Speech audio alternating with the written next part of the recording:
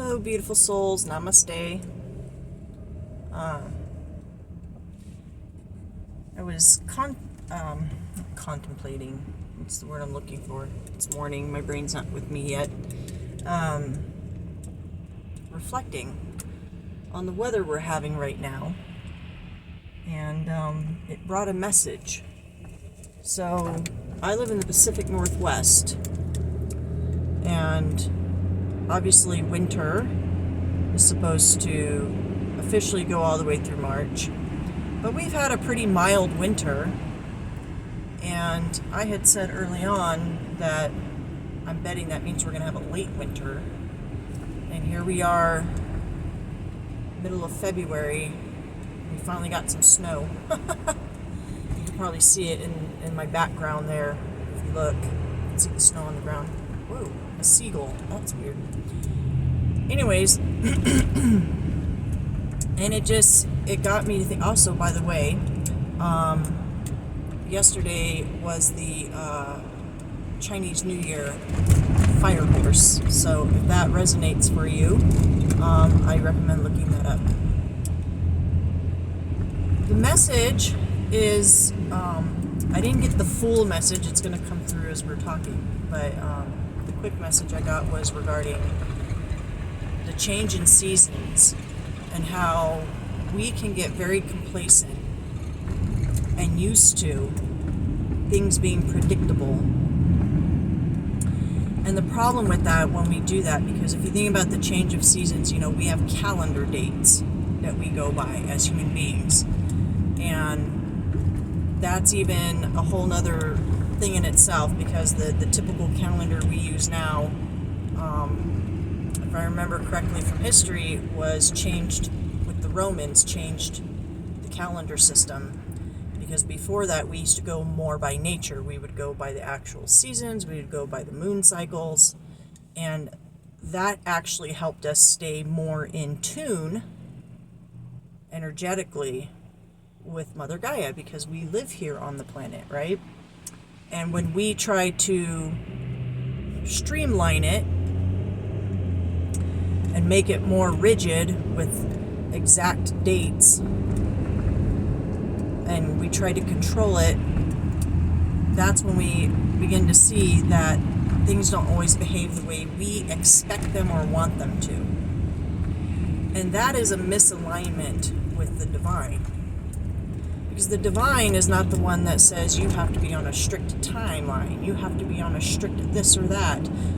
And we have been conditioned to do that, but it's not our nature. We are divine beings, we're natural beings. We are made up of the earth, our elements, our body, our physical body is made up of the earth.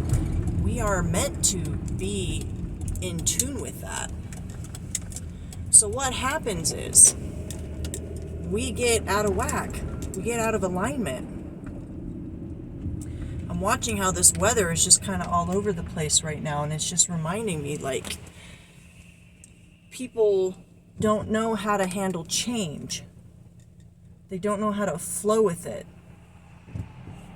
because they're so used to having expectations of how things should go.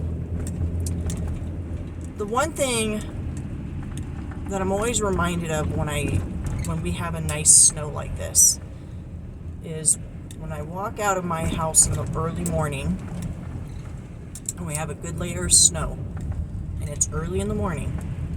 It's peaceful, it's quiet, it's beautiful. The snow muffles the sounds. Everything, it's almost like the snow puts a blanket over you and says, reset. You need a reset. Because what happens to the snow once it melts? Right? It's water. And where does the water go? Into the earth. It nourishes the plant life. It goes into our groundwater supply and becomes our drinking water. It's all a cycle. it's everything is contained within itself. And that's all part of that natural, divine way of things working. Does that make sense? I look at this snowpack and I think this is a moment of pause. This is nature reminding us that we're not in control of her. Even though there are people on this planet with a huge ass ego and a God complex that think they can really do things better than Mother Nature, and they keep trying, and all they're doing is messing things up. Mother Nature is always here to remind us that that's not how it works. And we can continue to fight against divine flow and what that causes within us in our mind, body, and soul is chaos and confusion and frustration, because we don't know what to do when things change, when things are different than what we were hoping or expecting. Or we can learn how to be in tune and go with the divine flow.